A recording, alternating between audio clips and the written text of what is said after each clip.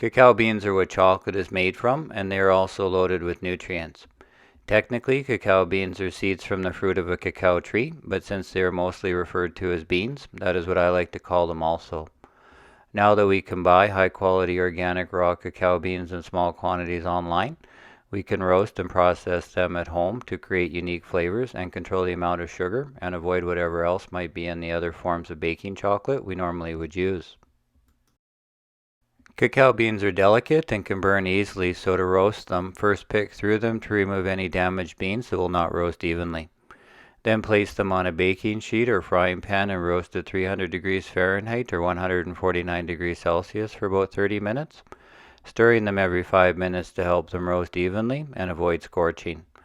The smell in the oven will change from an acetic acid or vinegar smell to a sweet, almost brownie-like smell when they are more palatable.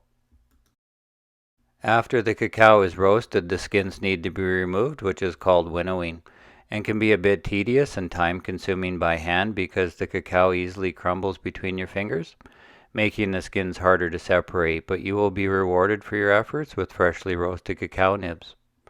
The yield after roasting and peeling from this batch was 85% of the raw weight.